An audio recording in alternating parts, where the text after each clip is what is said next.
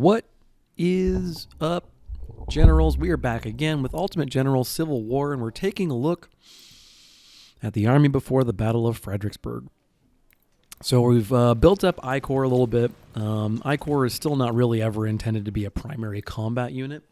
I-Corps here is intended to fill the center of the map, which I believe is Telegraph Road. That sounds about right. And we've expanded the Grenzers. We've just kind of built up the army a little bit here. Again, for most of this, I was on stream with a bunch of the guys, and I've brought in a 24-pound howitzer, which I know I've been kind of shitting on most of this playthrough. And the rationale therein is 3-Corps is going to be earmarked for Marye's Heights. And I wanted a gun present for if the Union ever managed to get into my position. I needed to have a good shotgun piece, so to speak, to throw that kind of attack back. And yeah, I don't know. It's very effective. Here's the army before Fredericksburg. I'm probably going to put, I think I end up putting the points into medicine, or sorry, econ before this is all said and done. I debate whether or not I want to go to AO 7 or 8 after this is all over. And I don't, or didn't at the time. I may now. And the rationale therein is in between recording this episode here and whenever I sit down to play again and record the next one, I've updated to the most recent test build of 1.25.3. Actually, it's 1.25.10, I think is what he's up to now. Or maybe I'm on 0.9, I don't know, whatever. I've updated quite a bit, and there are some rather significant changes to the way that your supply situation works out. And so I may debate increasing AO for only that reason, to increase my supply. But we'll take a look. Anyway,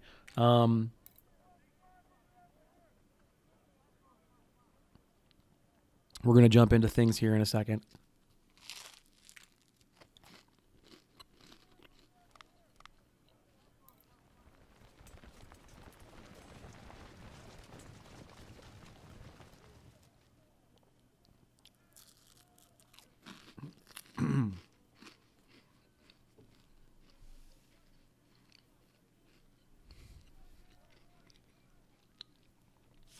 All right. Good time for me to get into whatever debate I was getting into on the stream, and also a good time for me to wrap up my dinner really quick. My apologies. All right. So we've beaten all the side battles going into Fredericksburg, and this number here that indicates what the Union's strength is going to be is a bit useless because it only references those troops are going to have access to in the opening phase of the battle, where you're defending the city from the guys trying to build pontoon boats.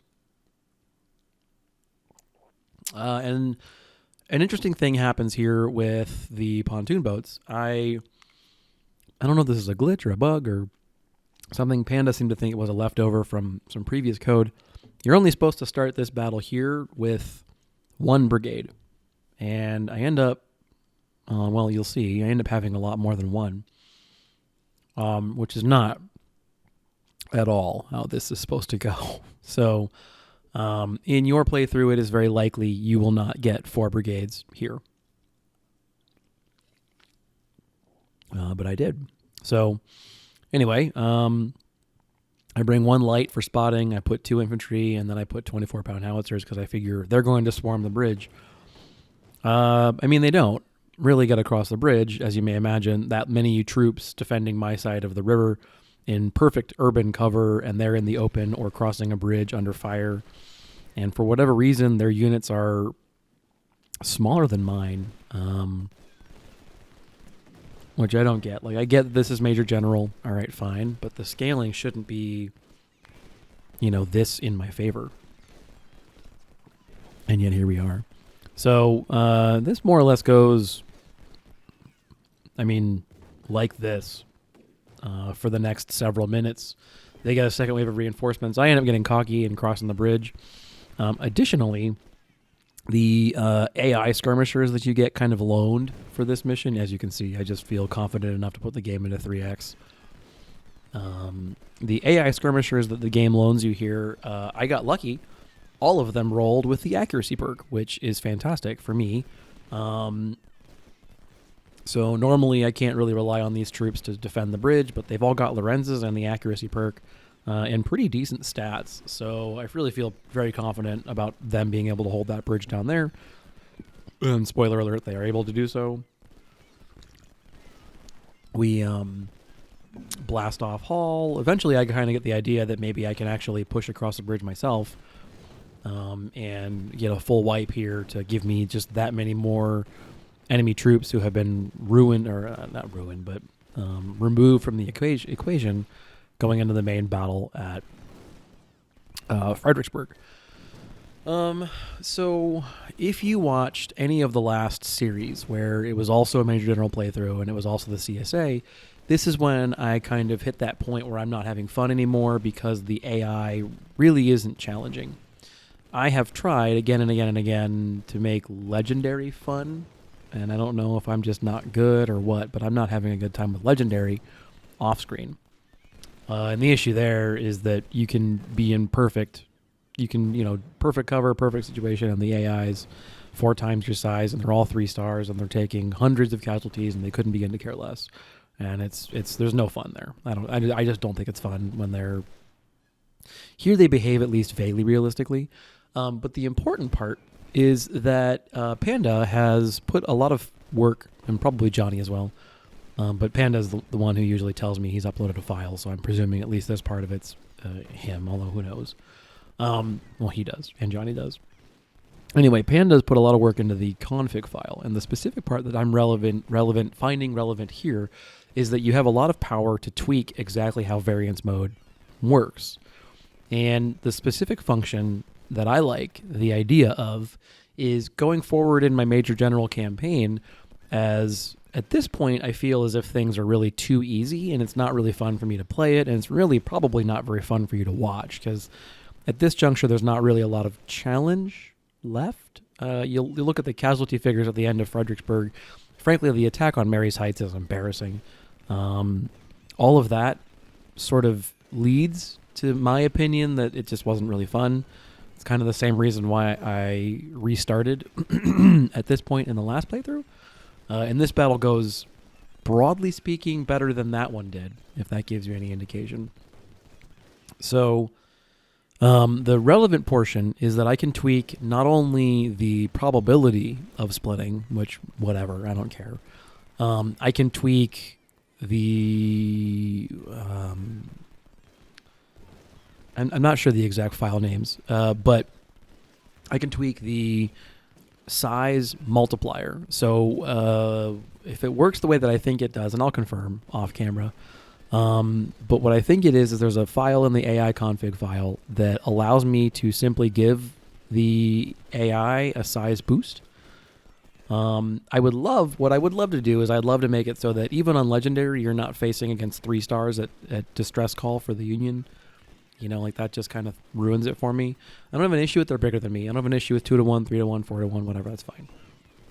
I also don't have an issue if they've got more units. What kills it for me is when, you know, like if I'm in perfect cover and they're in a river and I've got units, you know, firing downhill from cover, stationary, they're rested, and they're crossing a river and they've routed 3 times and they're still able to outkill me, you know, and I've got 6 brigades firing down a hill at a unit. Like my bitching here is very specific because I've been trying to beat distress call on Union Legendary and it's not going great. I did manage to get it. I took just atrocious losses in the process, but you know, here we go. So the what I'd love to do is I'd love to be able to say, like, make them the size that they're supposed to be and give them whatever splitting they're supposed to be, but don't, you know, make them supermen yet. And then as I get a little deeper into the campaign, I can sort of turn these features off or give them numbers boost or whatever. It'll allow you, if you're willing to go in the AI config and tweak, the opportunity to really customize the level of challenge or exposure or whatever you personally would like. So for the remainder of the Major General playthrough, I'm going to be giving the Union a size boost, and I'm probably also going to be upping the chance for units of theirs to split. And I think I see an option. Maybe I'm wrong. I thought I saw an option to make it so that there's a possibility when they split, they might split twice. So that instead of one brigade dividing itself roughly in two, and it's not like, so when they split, I've noticed it's not a perfect 50-50 cut. It's not like it just sort of osmosis or reverse osmosis into two different, or is that regular osmosis? I don't know, man. It's been freaking 20 years since chemistry or biology, or both, honestly. Whatever the thing is where a cell divides. It's not literal actual cell division in this instance here. You create two brigades where one used to exist, and each of them is like, to my estimation, like visually, I think they're roughly 75-ish% of, each of them is 75-ish% of the size of the parent unit. So the net is an increase across both of them. Of an approximate 50% manpower gain across the two units.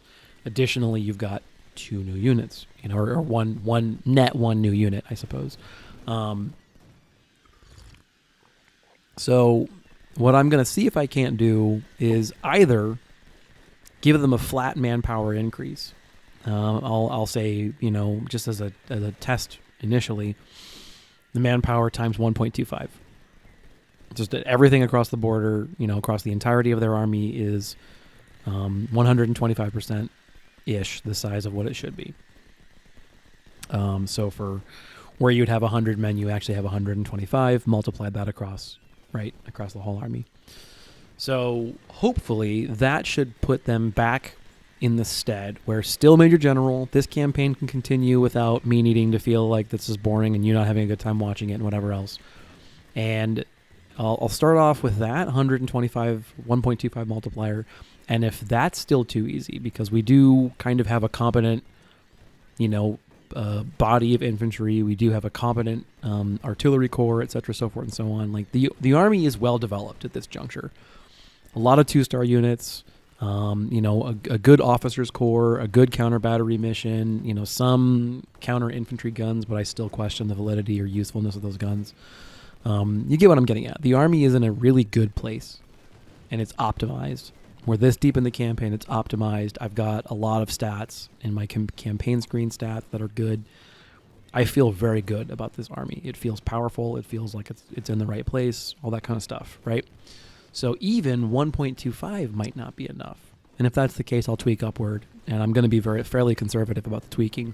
So from 1.25, I'll go to 1.35, 4.5, whatever, that kind of deal.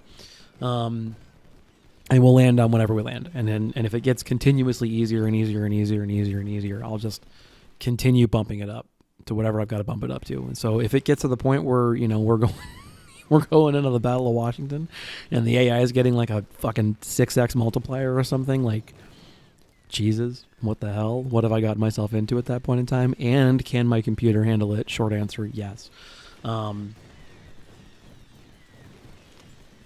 You get what I'm getting at, is it's going to kind of, it should begin to approximate loosely the difficulty of Legendary.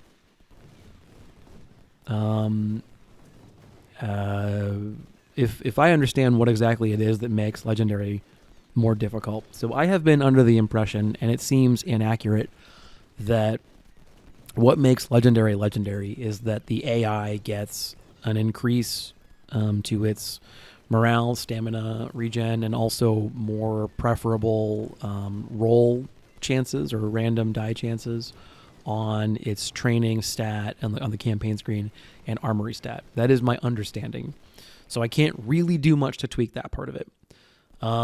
In battle, however, so on the battle map here, my understanding is that what makes Legendary difficult, finger quotes, is that, well, it's an indirect effect of the armory and the training stats because their raw stats are higher.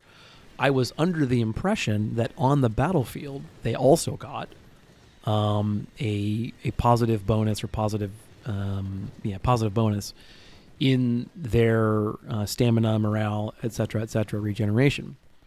Talking with Johnny last night, that is apparently not the case. Apparently, these units are exactly the same as a unit here is given no benefit in it, like no additional benefit than it would have at brigadier or colonel difficulty. It's just an indirect effect of the armory and training, and a more aggressive scaling curve. That's the second part of it, is that the scaling is far more responsive to whatever it is you're doing. I don't know how any of that works underneath the hood. Frankly, I'm not super sure I actually care. However, my hope, in order to make this game a little more interesting as we keep going deeper into the campaign and the Confederate army gets more and more developed, is that by giving that flat X multiplier of manpower, I can at least approximate the scaling curve, and some of the indirect effects that you would see in Legendary might also transfer over as a result of the multiplier. So, what does that mean? By the way, the defense here is largely set piece. Hold the woods, kill the Union, they're in the swamp, whoop-de-fuck. It's this battle more or less plays itself as long as you're reactive to what the AI is trying to do. So, generally speaking, they push on your left because that's a straight shot from where they spawn to where they perceive you to be. And then if they are able to penetrate there, they'll kind of wrap your line and push towards the flag. If they're not, they'll try other avenues to get to the flag, to include pushing screen right, because the flag is over here. It's where the mouse is currently located, is kind of in that position below 16th Tennessee. So they'll keep trying to push along this open terrain and getting into a position where they can try and get at your flag. The problem for them, really, is that it's just open terrain. This is terrible attacking terrain. And if you've seen my Union playthrough or anybody else's Union playthrough of this map, what you do is you don't do any of that, and you move your Union troops over here where I've got all my cavalry and the division of dudes I've got over there and the light dudes. You move your whole army over there, and you attack laterally across the railroad from the woods. So all of this that the AI is doing is just basically suicide. So anyway, what was I talking about? Something legendary, something making the game harder. Talking with Johnny, the units are the same. Yeah. Anyway, I'm gonna make units bigger. I'm hoping that adds a little bit of that's what it is. Okay. So what makes the army so aggressive in Legendary? Partially, it's an effect of their perception of their own stats and armory. They are aware that they are well armed, well equipped, well trained, well whatever. When a unit goes into that kind of a calculation, it assesses whether it feels like it can win a charge. And part of what makes that assessment is the size of the unit relative to its target and the support that it perceives of the enemy units near it. So one of these units decides to charge, it takes into account not only its size relative to mine, its condition or relative condition, and it also takes into account the units it can perceive near the unit it's trying to charge. And it's aware that charging multiple units at once is usually a bad time. So one of the reasons why you can dupe the AI by popping out your skirmishers and then popping them back in, for example, is that it immediately changes the calculus and adds a new unit to the equation. And that might be enough, and frequently is, to tip the scales away from charging. And so the AI decides, oh wait, we're not going to do that. That is my loose understanding of kind of how that works. So what I am expecting to see as I give the AI more and more and more manpower is it's going to be more and more aggressive. It's also going to be more and more willing to stay and fight or stand and fight. So these two factors are going to mimic, at least a little bit, my experience and attempting to play Legendary. So I've got a side campaign that's just for funsies. I stream it every now and again on the Discord. So please join us. Have a good time. Come to the Discord. And it's not a thing I'm recording. I'm not making it a series. It's not any of that. It's a different game. Some of the shit I can get away with at Major General, I just plain can't at Legendary. And I don't know for sure if that's a function of the fact that I'm trying to play Union and I have been spoiled rotten by how good Confederate units are, or what.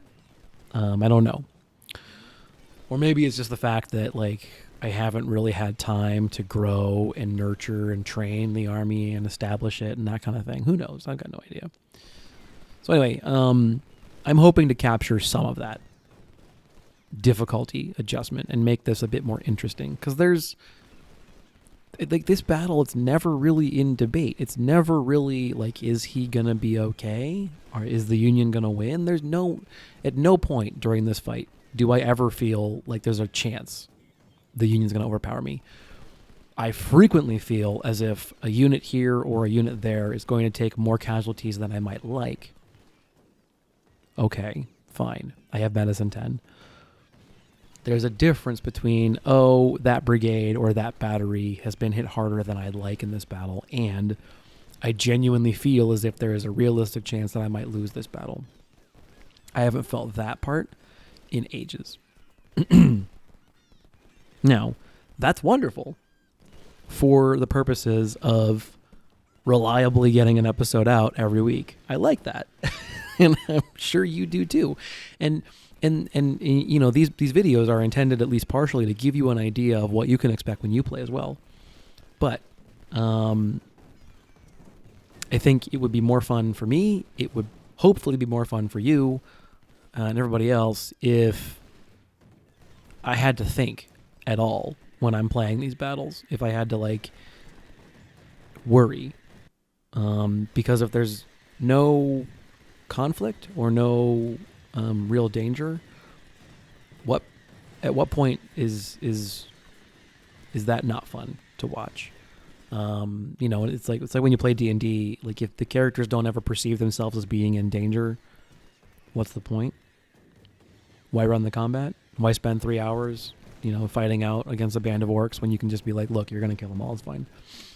So unless a couple of them get lucky crits and then you feel cheated because that's a damn die roll, and, you know, like, I don't want to get too much into the weeds of a different game system, but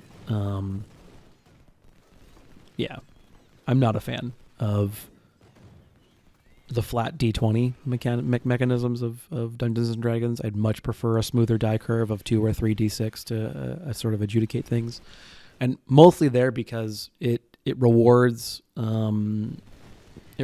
playing against the averages, and it rewards players who like,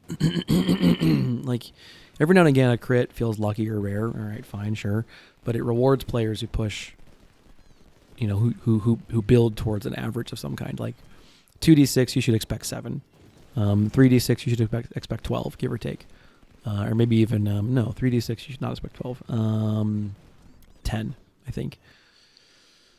So, yeah, that's not right. You should be shooting for 10. Here we're getting a little fancy. I'm trying to scoop up supply wagons. I'm trying to run down artillery. I'm trying to, you know, like, maximize my gain, because I've got 2 hours to kill this uncoordinated blob of random dudes in a swamp in a perfect V in the middle of my line. And now I'm just sort of like, what fancy crap can I pick up?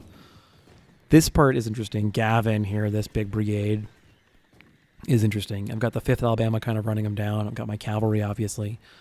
We're trying to blast him to smithereens. I get most of this stuff. And so now I'm less worried about, am I going to kill them all in time, or am I going to win the fight? But rather, how can I get my dudes in a place where you'll have the opportunity to utilize them in other parts of the battle? So if this is your first time experiencing Fredericksburg, the shtick is that there are 3 maps And over the course of the battle, you will be able to fight over all 3 of them in differing ways. So you'll never, to my knowledge, be able to fight over all 3 all at once. I don't believe that's how that works. But you fight on the bottom, you fight entirely on the top, and then I believe you fight on the top and the middle, and then lastly you fight on the bottom and the middle. I think that's how that works. So you have many hours to grind out stamina, to work on efficiency and morale and other stats that are just time-based or time-gated. And then, of course, you've got, obviously, efficiency from kills. You've got firearms from shooting, melee from, meleeing, and that kind of thing. And you'll see there's a certain juncture where all I'm worried about is training my guys up and just marching them back and forth, and getting stamina. So, when I'm doing that, is that fun for you to watch? I don't think so. Is that the kind of thing that is the bedrock of a solid game, games video series? Probably not. So that's kind of what I'm getting at is, sure, I love grinding stats as much as the next guy. I love generating 2-star units from walking around in the corner as much as the next guy or drawing a circle. But I'd much prefer to shoot, fight, melee, defend, be challenged. So that's, I guess, where I'm trying to go. And this is, I don't know why these units are so small. I don't get it. I don't have ballast units. Everything's 1,500. Every brigade of infantry I have is between 15 and 1,800 men. I think I might have one that is still 2,000 men. But the point is that they should be scaling to that.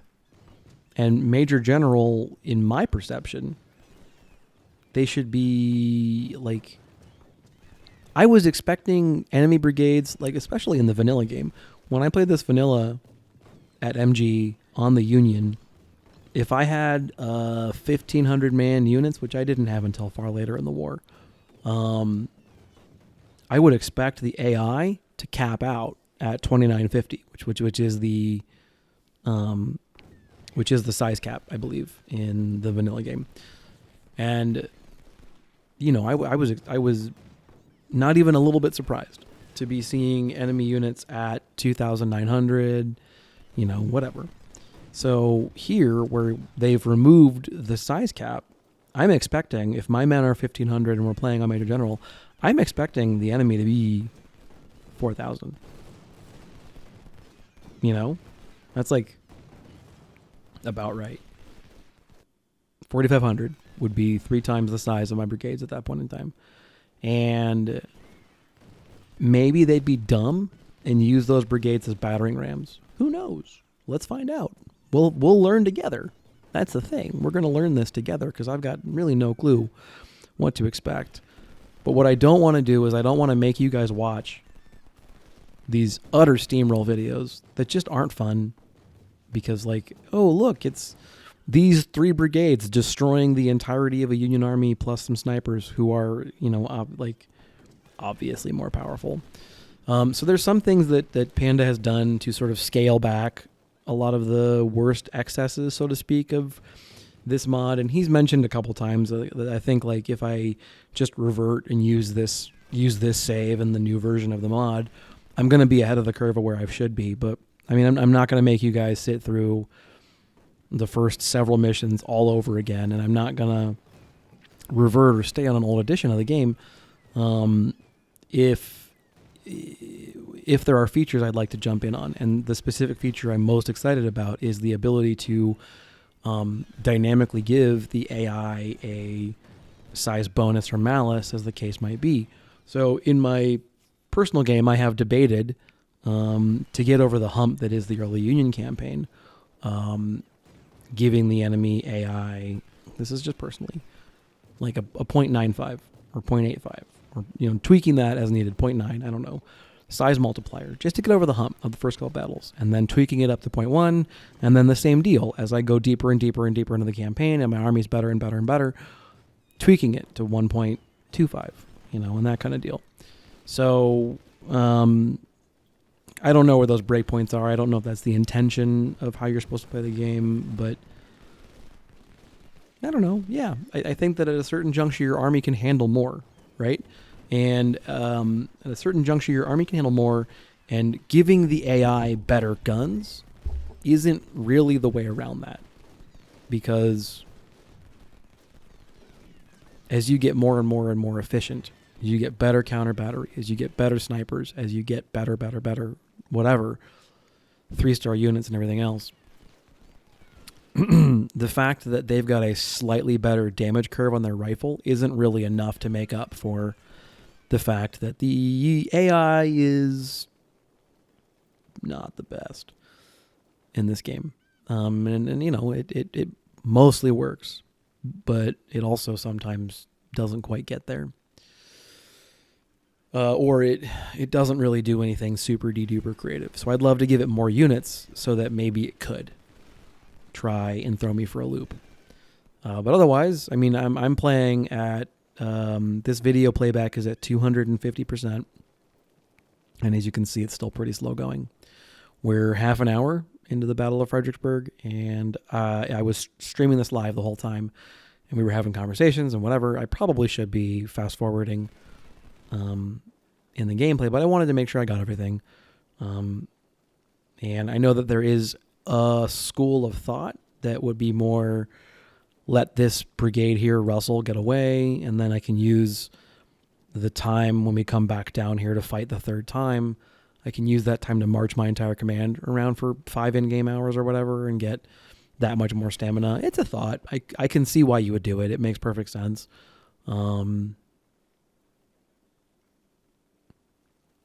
But we don't do that, I guess.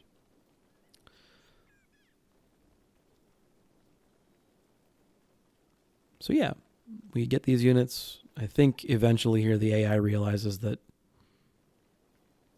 or the game realizes there's nothing else on the map but this supply wagon, and I think one brigade who I can't see yet. Yeah, now I get fed up and put things on fast forward.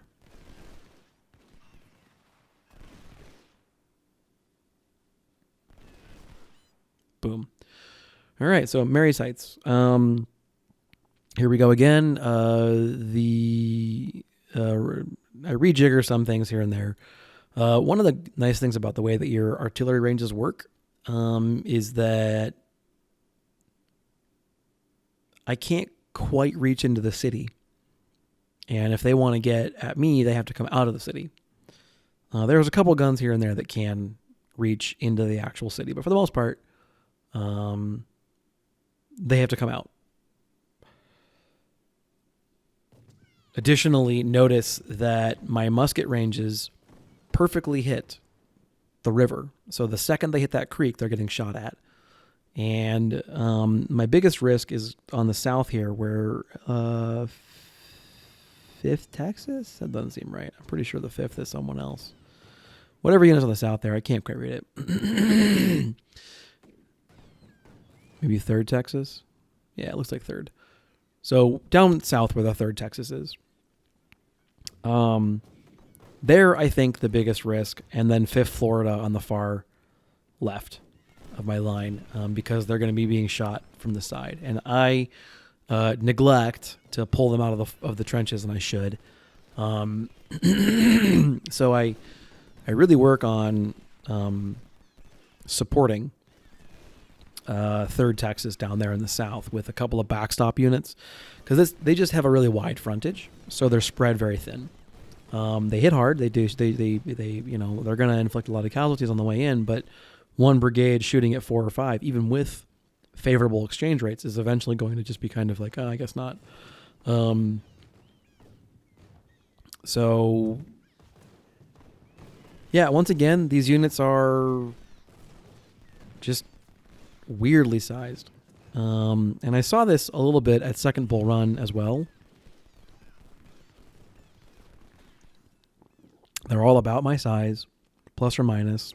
Some a little bigger, some surprisingly quite a bit smaller. And I don't know. I don't know if those numbers really have a realistic shot of pushing past my front line. I've got 94% cover in some of these positions. It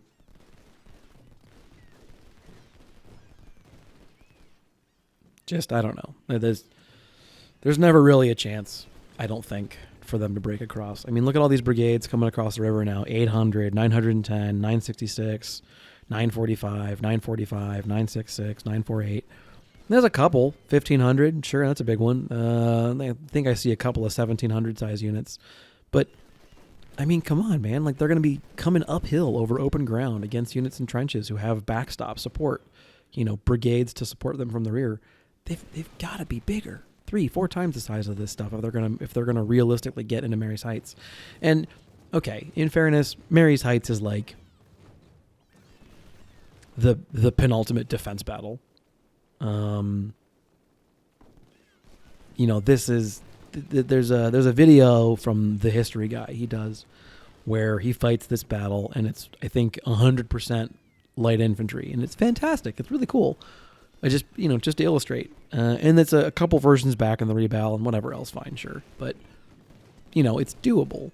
And obviously there's a threshold where if I give them too large a multiplier, then they just don't care about anything I'm doing as far as defensive fires are concerned, and they can just steamroll whatever I'm doing.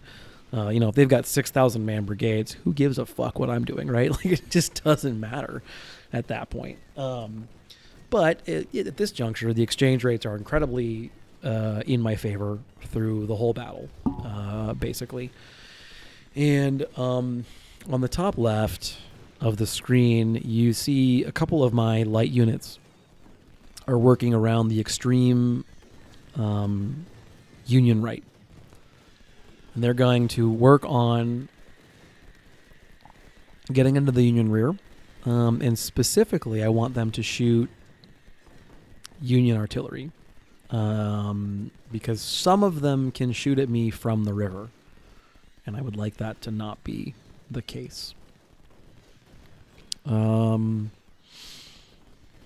here we go. Yeah, they're just going to keep on coming in and getting slaughtered and then sent running and slaughtered in the process of that as well. And they really only have 1 or 2 good charges in them, and then at that point in time, the exchange rate kicks in. The attrition is so strongly in my favor that round 2 doesn't really have any meaningful chance. I mean, these 2 brigades have been charged a couple of times now, and they're down a total of 80 some odd guys, like, for an exchange where they've killed 400 or 500 in the process. It's, there's no way, I don't think, for the AI to come back from that. And I keep thinking, like, if they would just charge everything at me, I'd be screwed. And I get it. It's just the way that the AI functions. That you can only program so much of that into the system. Fine, sure. If the AI took its entire command and put it on the south of the map and charged 3rd Texas, who has that wide frontage, what would that do to me? It would screw me over. That's what it would do. It'd screw me up. Because then they'd be in and amongst my trenches, and they'd be able to laterally hit a few more. Now, I'd probably be able to fall back to the second line and then, whatever, push them out, that kind of deal. This is a bitch of a battle for the Union as well. It's not a good time. Although in the Union, you can probably artillery blast the ever-living bejesus. Ah, damn it, that sucks. We lost Kemper. So I notice there's a battery across the river. What it's doing there, I couldn't tell you. I get the 2nd line infantry in there. I'm debating trying to push my light troops and maybe even a few line troops into the town here, and I'm being egged on by War Bob. He's over here like, why aren't you moving them? Get him over there, all that kind of stuff. He's good. He's an aggressive dude. I like it. Or his battle style is fairly aggressive, and I'm like 10 out of 10. Love it.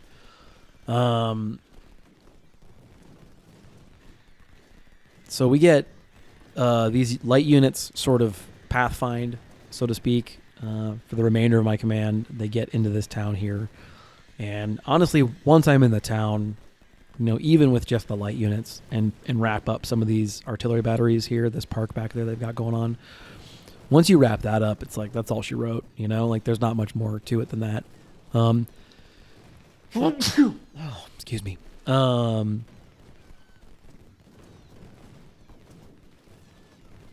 we get into the town, get the artillery, and start, like, then my mission is, especially with the Grenzers, who I kind of can't commit just yet. The Grenzers are an interesting proposition in this particular battle, and the reason I say that is where I've got them, they're in obviously very precarious terrain. They don't really shoot. They're not really a shooting unit. I've given them Harper's Ferries. Or no, I've given them the MJ&G. The reason I've done that is it's a fairly affordable, low-cost, high melee rifle with a decent shooting characteristic. So before this, I was giving them percussion muskets, which is just obviously hot trash. And I was struggling to find a rifle that had decent melee characteristics. I had landed on the Harper's Ferry because it has an 80 melee. The MJ&G has an 85 melee, which is cool, and it's cheaper than the Harper's Ferry. Not by a shitload, but enough that I'm kind of like, hey, I'm frugal as hell, and I like this. So those two things combined makes me a happy camper. Additionally, if I'm not mistaken, the MJ&G is unique to the Confederate Army. One of the cool things I'm kind of learning is when I try to play the Union is how many weapons are unique to the CSA. No, that's obviously good and bad, right? Like, because uniformity of parts is frequently a good thing for the purposes of efficiency. I suspect playing as the Union, you'll be able to just have lots of Springfield 61s and, bingo, bango, Bob's your uncle. Whereas with the Confederacy, you've got like 1.5 billion different kinds of rifles, obviously, hyperbolic exaggeration. You've got a bunch of different rifle types, and the issue there is that if you've got a brigade who's equipped with, for example, MJs, or Tyler Texas's, or, one of these other kind of rare, harder to come by weapons, it becomes harder and harder to continuously equip units or replace losses with that have that particular weapon. Now, I mean, obviously at that point, so what you do is you upgrade them or side grade them to something else. Okay, fine, sure. Seems like from my early experience in the Union campaign, the most ubiquitous rifle you've got access to, at least early on, is the Springfield 55, which I've talked about a lot as being utter garbage. I would prefer the Rebor over the 55. I would prefer the M1841 over the 55.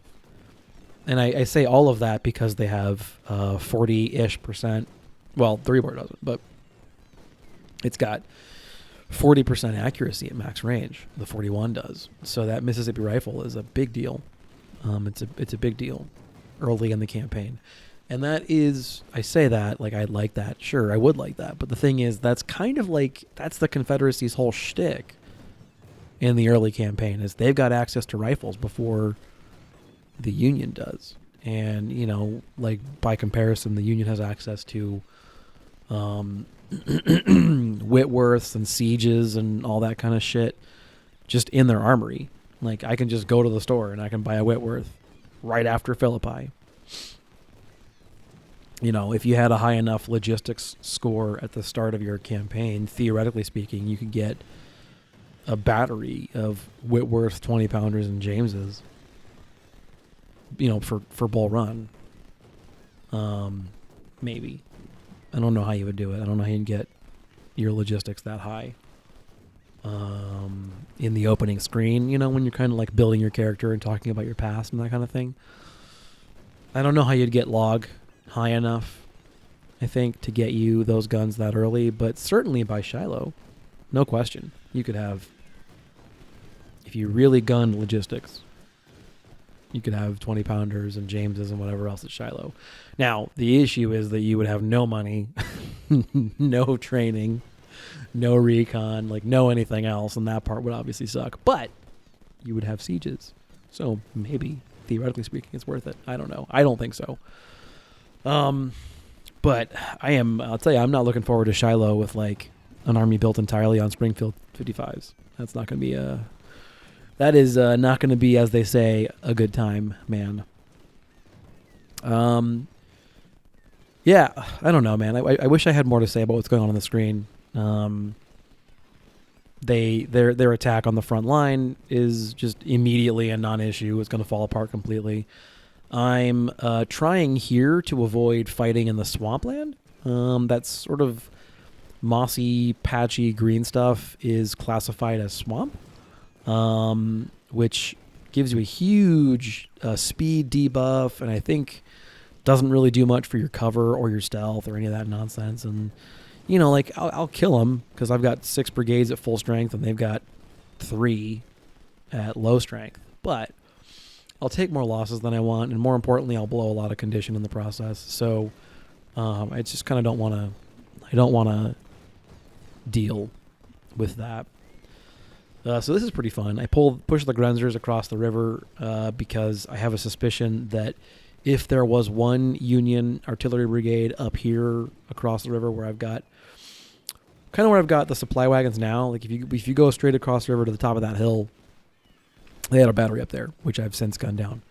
And I have a suspicion, and I send the Grenzers across the river to go find out, that if they had one there, I'll bet they have one on the other side too. Spoiler alert, they do. And you know, yeah, I just figured like, oh, you know, go get them.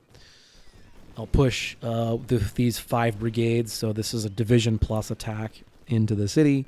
That's obviously going to go fantastically for the Confederates at this point, as we're rested in good order, and the Union has been shot to hell, so has probably suffered some losses by now. I don't know how many.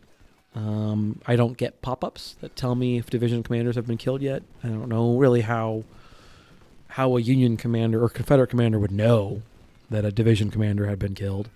But that's one of the cool perks, actually, coming up. Actually, let's talk about this. So look at Allback. He's routing, right? And he's going to route right into that supply wagon. And I'm kind of like, can I juke him? Can I get that supply wagon to like dodge him? And I like Tokyo drift around this dude and then wipe him, so it's not really an issue anymore. We get 2 versions of car coming out trying to get the supply wagon, but they're going to run into 2 brigades of formed infantry and just, you know, bad time, right? This is actually surprising. Tyler getting into my position like he does. So, one of the things I'm incredibly pumped for in the 1.25 point whatever that I end up running with as the base version going forward. Panda has been continuously trying to, and almost certainly also Johnny. So I'm just going to say the guys. The guys have been working to rebalance the the relative merit of the individual canister, not a good time. Balance the individual merit of the various stats in the campaign screen. So politics, for example, econ, right? I spent a great deal of time, 2 or maybe 3 videos back, answering the question from a viewer about why I don't put points into politics. That's probably going to change, and because now they're doing this cool stuff. So the first thing I talked about, recon, division officers killed. Previously, even now in the recording that I'm playing right here, recon is only useful for the even numbers, and additionally, it is of only mild utility past the 4th point. Initially, the way that it had been balanced or buffed or whatever is to give a flat plus 50 spotting across the entirety of your army per point of recon. I believe that is still the case going forward. However, what's also cool is at I think at like 3 recon and 5 recon and odd numbers, basically, they're adding more information, which I think is awesome. So I forget the exact breakdown. I don't have it in front of me, but it's like at 3 you start getting the like pop-ups that tell you when you have successfully flanked the enemy, which is kind of cool. And then I think at 5 you get rear flanking, which cool, I guess, whatever. Somewhere in there, and I forget the exact breakpoint, you start getting told when brigade and division commanders have been wounded or killed, so you have an idea of the relative efficiency and or morale of these various units, which is an excellent piece of information. And you guys probably know, if you're watching this series, that I'm a huge fan of information. I think that, any recon or information or whatever is the key to victory. And if you don't know anything about what your enemy's doing, you're just going to get dead.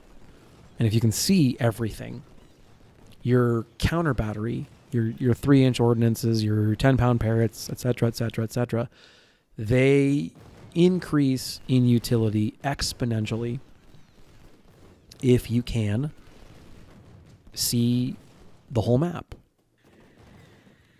or most of the map, or just whatever. If you can see skirmishers before they are in effective range, you can shell them. If you can see enemy artillery, you can shell it, etc., etc., etc. So I've always placed perhaps inordinately high value on the recon stat, but I'm excited to see that they're going to reward you for even more investment beyond, I think, 4. I've often found like 4 is useful because it gives you this red bar at the top of the screen that is showing the relative strength of the two sides in terms of raw manpower. And when you see it like rapidly grow, you have an idea like, aha, reinforcements have arrived, or whatever. After that, however, I've kind of been like, meh, after that's a gravy, right? Well, now knowing when division officers are dead, or you're flanking correctly, or whatever, that's super useful, because if you feel like you should be flanking and you're not, shift until you are, right? So that's the one thing. The other thing is that they are tying this is actually a very good change that I agree with completely. There's part of it I'm not so sure about, and part of it I'm a big fan of. So the part that I'm not so sure about is making you pay to refill your supply wagon. The part that I am very much a fan of is tying the size of your supply wagon to various stats. I don't remember the breakdown of what stats do what, but as an example, for each point of I think politics, you get a small discount on what it costs to refill the supply wagon. I don't know the exact proportion. I want to say it's, I don't know. Well, so here we go. So here we have where you can see the top and the middle of the map. And then later on, we'll see the middle and the bottom. So look at the very bottom of the screen where all those red dots are.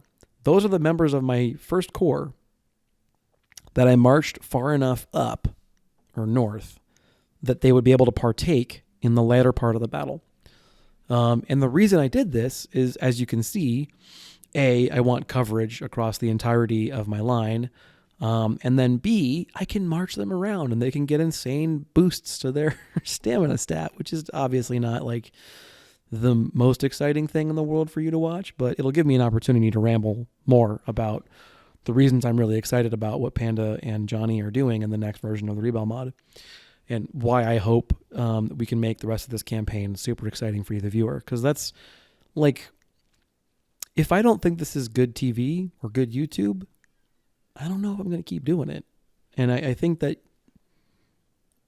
I want to keep doing it. And users have told me that they find these videos useful. So I want to keep doing them. So let's do that. Now, the worry, the issue, whatever, is that we've gone this far in the campaign where I've been steamrolling the AI and kicking it like it's a little puppy. And there's a real risk that the sort of momentum has swung too far in my favor, and I have spent too long not suffering meaningful casualties, and I've spent too long, just accruing money and accruing guns and accruing men and all that kind of stuff. So it's like a dividend, right? So I've finally reached that point where the dividend pays for itself, and you can, like, every month you get a dividend check that's enough to buy a new dividend stock and that kind of deal. And this is pro investing tips. Where are we? We are 55 and change. So this is pro investing tips, 55 minutes into your war game. Buy a dividend stocks. And then when they start paying you enough money that you can take the dividend check every month and buy more dividend stocks, at that point in time, that's literally free money. Way off topic. And you guys just want to watch the South win. That's it. Y'all want to watch me play this game and beat the Union up. All right, cool. But also, seriously, buy dividend stocks until you get enough that they can pay for themselves. It's not sexy. It's not real estate. It's not, buying a business. It's not whatever. The payoff is slow. It's the best way. It's the most boring way to get rich slowly. And I'm not going to lie, it also has a high startup investment. Like, you have to put a pretty healthy amount of cash into these investments before they start paying you enough that they can reinvest effectively. But when they do, dudes, I'm not there yet. I'm 36. I'm not there yet. I'm a full-time student. I work. I put every dime that I can afford into this stuff without, like, sacrificing the quality of my life. Like, that's the part of the other thing is these some of these investors are like, live in a cardboard box, drive a car for 75 years, ride the bus, bike to work, don't ever eat out, like all this stuff, never go on vacations. Oh shit, I forgot about this. To the game, stop talking finance. So the Union gets a wave of cavalry on the tail end of this battle. I had remembered the last time I played Fredericksburg and had lost a unit or two in the process. And so I'd staged a couple of things here to sort of absorb this. They got a lot of splits. This is actually a super cool calf push on the Confederates' part. I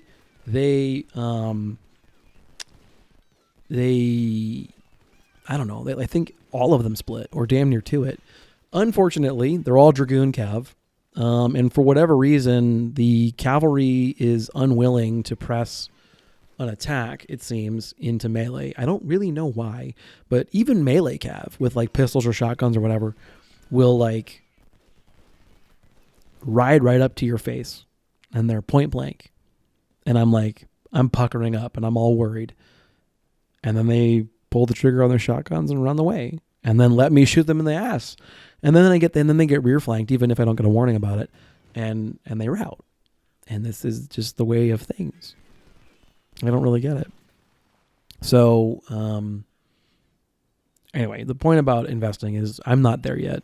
I don't know if I'm going to be there anytime soon. But it is a way for you and your loved ones to live with some degree of security. I know the stock market is sometimes viewed as being volatile, and maybe you live in a different country, but you have a stock market wherever you are, and you have access to dividend paying stocks. I still don't truly understand the point of owning a stock that doesn't pay a dividend. Like, I think that you're just expecting, like, you're waiting for it to accrue and then you're going to sell it again. And that's like a buy and hold investment. That's fine, I guess. But I'd rather buy and hold and have that investment pay me. That's kind of what I'd rather have it do. So that's a strategy thing. It's not relevant to the discussion about investment generally. So why is that relevant here?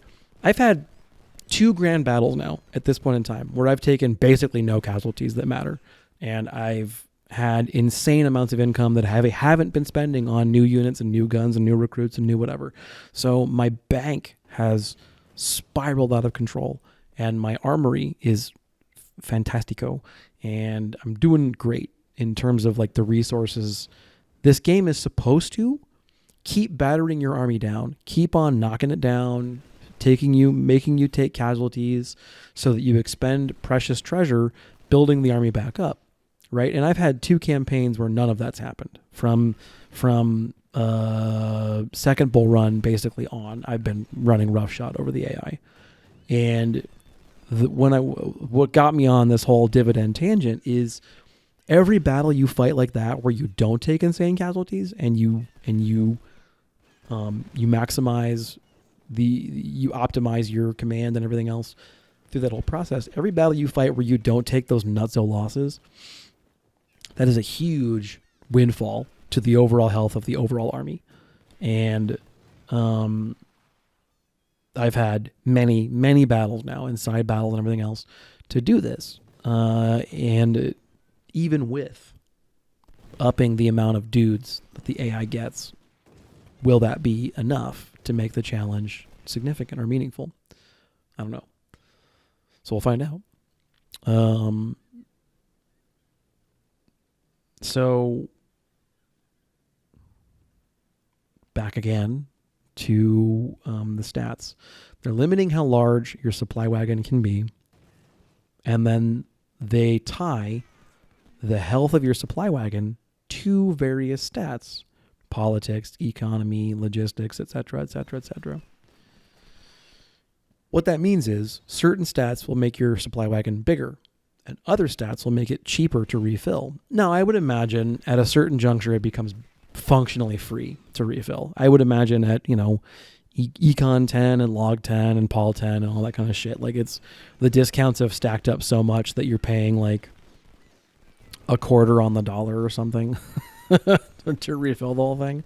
Like, I'm sure it's dumb like that. I'm sure, whatever. But like, the issue I always have with these kinds of things that are intended to slow you down is I wish they came online in an additive fashion, I guess. And I'm well aware that is probably well beyond the ability of the mod tools that the guys have to do. But like early on, Union campaign's hard enough as it is. And you don't need any of this other stuff on top of it, making it harder. And then, like, I'll totally admit, I completely agree. By the middle of the campaign, however, that's like a steamroll. And then the late game gets hard again, and the hardness comes there not from managing your camp screen, but like the fact that you're fighting from trench to trench, and it's World War I all over again, or not all over again, but now. So I don't know. We'll see. I'm very excited about what that will entail. I imagine I'm so far ahead of the curve from where I should be relative to that map or stat allocation and model of campaign development that we're not really going to get a true proper feel for how it would really develop. When I am finished with this CSA campaign, I have promised I'm going to finish a campaign, so I'm going to finish this campaign, hell or high water. When I'm done with this, it will depend on, is Age of Sail done and in a good place? What about dreadnoughts? What's that look like? Et cetera, et cetera. We'll figure that stuff out as we go. But